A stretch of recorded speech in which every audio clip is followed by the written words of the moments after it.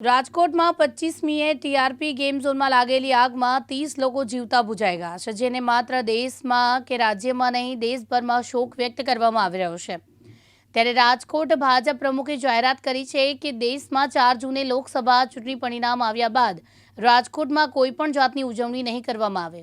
શહેરમાં સર્જાયેલા દુઃખદ અગ્નિકાંડના બનાવના કારણે અમે ચૂંટણી બાદ કોઈપણ ઉજવણી નહીં કરીએ। સૌથી પ્રથમ આપ સૌના માધ્યમથી ગત તારીખ 25 અને શનિવારના રોજ રાજકોટના આંગણે ટીઆરપી ગેમ ઝોનની અંદર એક અતિ કરુણ અને દુઃખદ ઘટના બની ગઈ, જેમાં 27 લોકોના મૃત્યુ થયા છે। રાજકોટ માટે આ અતિ કરુણ ઘટના છે, દુઃખદ ઘટના છે। આપણા સૌ સ્વજનોની જે રીતે એમના મૃત્યુ થયા છે, રાજકોટ શહેર ભારતીય જનતા પાર્ટી વતી સૌ પ્રથમ આ તમામ દિવંગતોને શ્રદ્ધાપૂર્વક નમન કરું છું, શ્રદ્ધાંજલિ આપું છું। પરમ કૃપાળુ પરમાત્માને પ્રાર્થના કરું છું કે તમામ દિવંગત આત્માઓને મોક્ષ આપે। બીજું ખાસ અગત્યની જાહેરાત એ કરવાની છે કે જે કાંઈ ઘટના બની છે એ અતિ દુઃખદ ઘટના બની છે।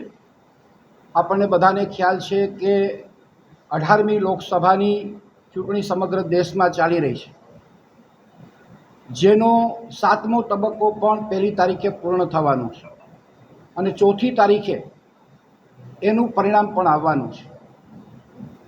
ત્યારે રાજકોટ ભારતીય જનતા પાર્ટીએ આ પરિણામ આવ્યા પછી કોઈ પણ પ્રકારની ઉજવણી ન કરવી એ પ્રકારનો નિર્ણય કર્યો છે, કારણ કે આ આપણા સ્વજનો છે અને આ સ્વજનોના દુઃખમાં ભાગ લેવા માટે સમગ્ર ભારતીય જનતા પાર્ટીના કાર્યકર્તાઓ એમની સાથે હોય એ સ્વાભાવિક છે। ત્યારે કોઈ પણ પ્રકારની ઉજવણી ન કરવી એ પ્રકારનો ભારતીય જનતા પાર્ટી શહેર એકમે નિર્ણય લીધો છે।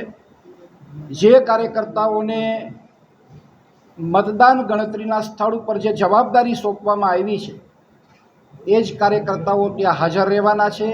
એ જ કાર્યકર્તાઓ સિવાયના કોઈ પણ કાર્યકર્તાઓ હાજર ન રહે એવી આપના માધ્યમથી અપીલ પણ કરું છું।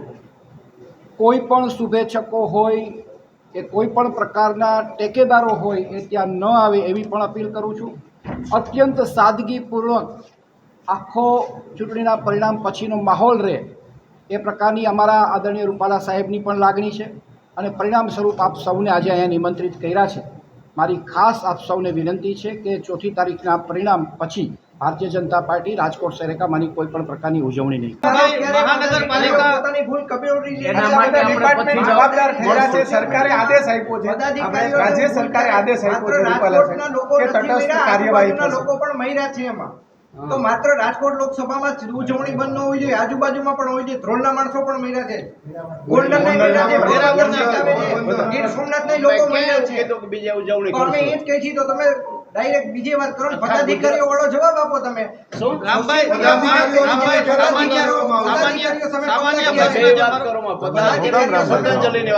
ભાજપના કેટલા વ્યક્તિઓ આમાં સામેલ હતા એવું કઈ તપાસ કરાઈ છે?